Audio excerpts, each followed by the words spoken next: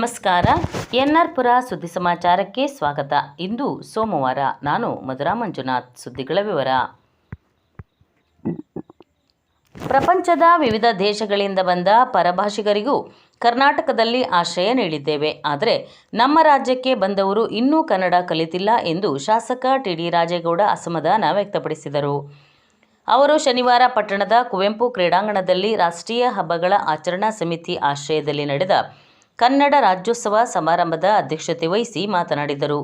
ದೇವರಾಜ ಅರಸು ಮುಖ್ಯಮಂತ್ರಿಯಾಗಿದ್ದಾಗ ಮೈಸೂರು ರಾಜ್ಯಕ್ಕೆ ಕರ್ನಾಟಕ ಎಂದು ನಾಮಕರಣ ಮಾಡಿದರು. ಈ ವರ್ಷ 50ನೇ ವರ್ಷದ ಸಂಭ್ರಮಾಚರಣೆಯಲ್ಲಿದ್ದೇವೆ. ಕುವೆಂಪು ಬರೆದ ನಾಡಗೀತೆಗೆ ಈ ವರ್ಷ 100 ವರ್ಷ ತುಂಬಿದೆ. ಕನ್ನಡ ಭಾಷೆಗೆ ಧಕ್ಕೆ ಬಂದಾಗಲೆಲ್ಲ ಕನ್ನಡ ಪರ ಸಂಘಟನೆಗಳು, ಸಾಹಿತಿಗಳು, ಕಲಾವಿದರು ಬೀದಿಗಿಳಿದು ಹೋರಾಟ ಮಾಡಿದ್ದಾರೆ. ವರನಟ ಡಾಕ್ಟರ್ ರಾಜ್ಕುಮಾರ್ ಕನ್ನಡ ಭಾಷೆಗಾಗಿ ಗೋಕಾಕ್ ಚಳುವಳಿಯಲ್ಲಿ ಭಾಗವಹಿಸಿದ್ದರು. ಆ ಸಂದರ್ಭದಲ್ಲಿ ನಾನು ಸಹ ಗೋಕಾಕ್ ಹೋರಾಟದಲ್ಲಿ ಭಾಗವಹಿಸಿದ್ದೆ ಎಂದು ನೆನಪಿಸಿಕೊಂಡರು. ನಂತರ ಶಾಸಕ ಟಿ.ಡಿ. ರಾಜೇಗೌಡ ಅವರು ಕನ್ನಡಕ್ಕೆ ಸಂಬಂಧಪಟ್ಟ ಚಲನಚಿತ್ರ ಗೀತೆಗಳ ಒಂದೆರಡು ಸಾಲುಗಳನ್ನು ಹಾಡಿ ಅಚ್ಚರಿ ಮೂಡಿಸಿದರು. ತಾಲೂಕು ಕನ್ನಡ ಸಾಹಿತ್ಯ ಪರಿಷತ್ತಿನ ಅಧ್ಯಕ್ಷ ಪೂರ್ಣೇಶ್ ಪ್ರಾಸ್ತಾವಿಕವಾಗಿ ಮಾತನಾಡಿ, ಈ ವರ್ಷ ಕುವೆಂಪು ಬರೆದ ನಾಡಗೀತೆಗೆ 100 ವರ್ಷ ತುಂಬಿದ ಹಿನ್ನೆಲೆಯಲ್ಲಿ ಕನ್ನಡ ಸಾಹಿತ್ಯ ಪರಿಷತ್ ವತಿಯಿಂದ ಶಾಲಾ ಕಾಲೇಜುಗಳಲ್ಲಿ, ಸರ್ಕಾರಿ ಕಚೇರಿಗಳಲ್ಲಿ ಸಾಮೂಹಿಕ ನಾಡಗೀತೆ ಹಾಡಿಸಲು ಚಿಂತನೆ ನಡೆಸಲಾಗಿದೆ ಎಂದರು.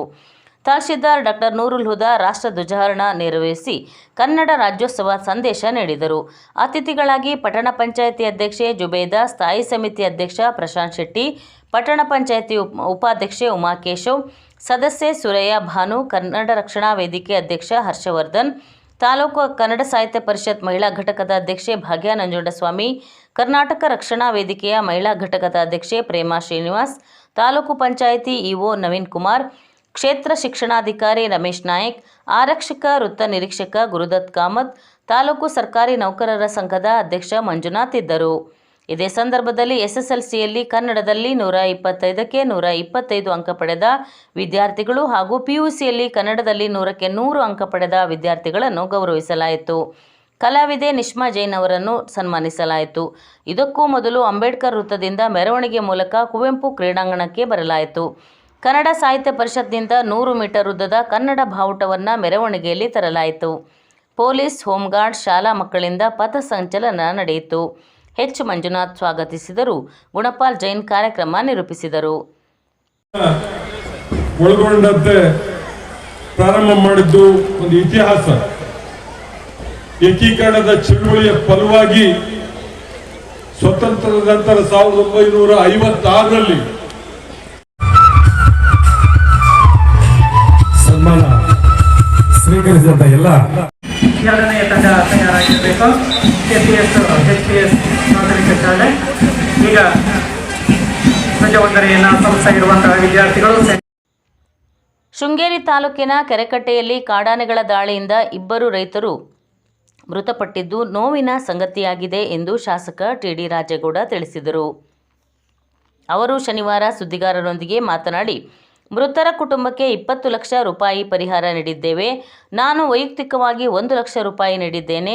ಅವರ ಮಕ್ಕಳ ಶಿಕ್ಷಣಕ್ಕಾಗಿ ಪ್ರತಿ ತಿಂಗಳು 2,500 ರೂಪಾಯಿ ನೀಡಲು ನಿರ್ಧರಿಸಿದ್ದೇವೆ. ಆದರೆ ಎಷ್ಟೇ ಪರಿಹಾರ ನೀಡಿದರೂ ಹೋದ ಜೀವ ಬರುವುದಿಲ್ಲ. ಆದ್ದರಿಂದ ಕಾಡಾನೆಗಳು ನಾಡಿಗೆ ಬಾರದಂತೆ ರೈಲ್ವೆ ಬ್ಯಾರಿಕೇಡ್ ಹಾಕಬೇಕಾಗಿದೆ. ಶಾಶ್ವತ ಪರಿಹಾರವೇ ಮುಖ್ಯವಾಗಿದೆ. ಈಗಾಗಲೇ ಶೃಂಗೇರಿ ಕ್ಷೇತ್ರದಲ್ಲಿ ಕಾಡಾನೆ ದಾಳಿಯಿಂದ 8 ಜನ ಮೃತಪಟ್ಟಿದ್ದಾರೆ. ಒಬ್ಬರು ಕಾಡುಕೋಣ ದಾಳಿಯಿಂದ ಮೃತಪಟ್ಟಿದ್ದಾರೆ. ಜನರು ಸಹ ಸಾಲೆ ಕಳೆದುಕೊಂಡಿದ್ದಾರೆ ಎಂದರು. ಈಗಾಗಲೇ ಶೃಂಗೇರಿ ಕ್ಷೇತ್ರದಲ್ಲಿ 4 ತುಂಟ ಆನೆಗಳನ್ನು ಹಿಡಿಸಿದ್ದೇವೆ. ಮುಂದಿನ ತಿಂಗಳು ಕೆರೆಕಟ್ಟೆಯಲ್ಲಿ ಜನಸಂಪರ್ಕ ಸಭೆ ಏರ್ಪಡಿಸುತ್ತೇವೆ. ರೈತರು ತಮ್ಮ ಅಭಿಪ್ರಾಯ ಹಂಚಿಕೊಳ್ಳಬಹುದು. ಕಾಡಾನೆ ದಾಳಿ ಬಗ್ಗೆ ಬಿಜೆಪಿ ಪಕ್ಷದವರು ರಾಜಕೀಯ ಮಾಡಬಾರದು. 15 ವರ್ಷ ಶಾಸಕರಾಗಿದ್ದೀರಿ. ಎಷ್ಟು ಕಾಡಾನೆಗಳನ್ನು ಹಿಡಿಸಿದ್ದೀರಿ ಎಂದು ಪ್ರಶ್ನೆ ಮಾಡಿದ್ದರು. ಕಾಡಾನೆ ಹಾಗೂ ಕಾಡು ಪ್ರಾಣಿಗಳ ನಿಯಂತ್ರಣ ಮಾಡಲು ಕೇಂದ್ರ ಸರ್ಕಾರದ ಜವಾಬ್ದಾರಿಯೂ ಇದೆ ಎಂದು ಅವರು ತಿಳಿಸಿದರು. ಕರ್ನಾಟಕ ರಾಜ್ಯದಲ್ಲಿ ಯಾವುದೇ ತಾಲೂಕುಗಳಲ್ಲಿ 4 ಆನೆ ಇಡ್ತಿಲ್ಲ, ನಾನು ಇಡ್ತೀನಿ. ಅದು ನನ್ನ ಮಾತಿಗೆ ಬೆಲೆ ಕೊಟ್ಟು ಸರ್ಕಾರ ಮತ್ತು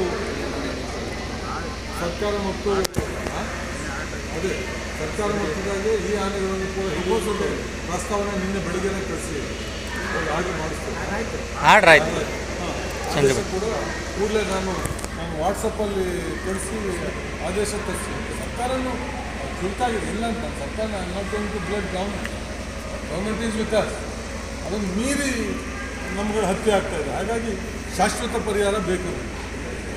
ಇವತ್ತು ಜಿಲ್ಲಾ ಉಸ್ತುವಾರಿ ಸಚಿವರು ಜಾರ್ ಸಾಹೇಬರು ಇವತ್ತು ಕೆರೆಕಟ್ಟೆಗೆ ಭೇಟಿ ಕೊಡ್ತಾರೆ. ಭೇಟಿ ಕೊಟ್ಟು ಅವರೊಂದಿಗೆ ಚರ್ಚೆ ಮಾಡಿ ಅವರು ಕೂಡ ನಮಗೆ ಎಲ್ಲ ರೀತಿಯ ಇಲ್ಲಿರುವ ಸಮಸ್ಯೆಗೆ ಎಲ್ಲ ರೀತಿಯ ಸ್ಪಂದನೆಯನ್ನು. ಕೇಂದ್ರ ಪುರಸ್ಕೃತ ಅಮೃತ 2.0 ಯೋಜನೆಯಡಿ ಮುತ್ತಿನಕೊಪ್ಪ ತುಂಗಾ ನದಿಯಿಂದ ಪಟ್ಟಣದ ಶಾಶ್ವತ ಕುಡಿಯುವ ನೀರಿನ ಪೂರೈಕೆಗೆ ಮಂಜೂರಾದ 22.63 ಕೋಟಿ ರೂಪಾಯಿ ಕಾಮಗಾರಿ ಪ್ರಾರಂಭವಾಗಿದೆ ಎಂದು ಕುಡಿಯುವ ನೀರು ಸರಬರಾಜು ಇಲಾಖೆ ಕೊಪ್ಪ ಡಿವಿಷನ್ನ ಸಹಾಯಕ ಕಾರ್ಯಪಾಲಕ ಇಂಜಿನಿಯರ್ ಆನಂದ್ ಮಾಹಿತಿ ನೀಡಿದರು. ಶುಕ್ರವಾರ ಪಟ್ಟಣ ಪಂಚಾಯಿತಿಯಲ್ಲಿ ಅಧ್ಯಕ್ಷೆ ಜುಬೇದಾ ಅಧ್ಯಕ್ಷತೆಯಲ್ಲಿ ನಡೆದ ಸಾಮಾನ್ಯ ಸಭೆಯಲ್ಲಿ ಮಾತನಾಡಿದರು. ಪಟ್ಟಣದ 1800 ಮನೆಗಳಿಗೆ ಹೊಸದಾಗಿ ಪೈಪ್ಲೈನ್ ಅಳವಡಿಸಿ ಮೀಟರ್ ಸಹಿತ ಪ್ರತಿಯೊಬ್ಬ ವ್ಯಕ್ತಿಗೆ ದಿನಕ್ಕೆ 135 ಲೀಟರ್ ನೀರಿನಂತೆ 10 ಲಕ್ಷ ಲೀಟರ್ ನೀರು ಸರಬರಾಜು ಮಾಡಲಾಗುವುದು. ಇದಕ್ಕೆ 2.5 ಲಕ್ಷ ಲೀಟರ್ ಸಾಮರ್ಥ್ಯದ ಟ್ಯಾಂಕ್ ನಿರ್ಮಿಸಲಾಗುವುದು. ಈಗಾಗಲೇ ಪಟ್ಟಣದಲ್ಲಿ ಪೈಪ್ಲೈನ್ ಕಾಮಗಾರಿ ಪ್ರಾರಂಭವಾಗಿದೆ ಎಂದು ಮಾಹಿತಿ ನೀಡಿದರು.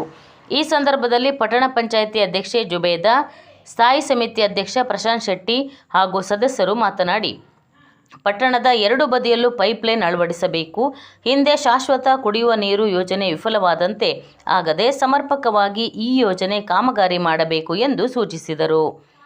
ಸಭೆಯ ಅಧ್ಯಕ್ಷತೆಯನ್ನು ಪಟ್ಟಣ ಪಂಚಾಯಿತಿ ಅಧ್ಯಕ್ಷೆ ಜುಬೇದಾ ವಹಿಸಿದ್ದರು. ವೇದಿಕೆಯಲ್ಲಿ ಸ್ಥಾಯಿ ಸಮಿತಿ ಅಧ್ಯಕ್ಷ ಪ್ರಶಾಂತ್ ಶೆಟ್ಟಿ, ಪಟ್ಟಣ ಪಂಚಾಯಿತಿ ಉಪಾಧ್ಯಕ್ಷೆ ಉಮಾಕೇಶವ್, ಮುಖ್ಯಾಧಿಕಾರಿ ಆರ್.ವಿ. ಮಂಜುನಾಥ್ ಇದ್ದರು.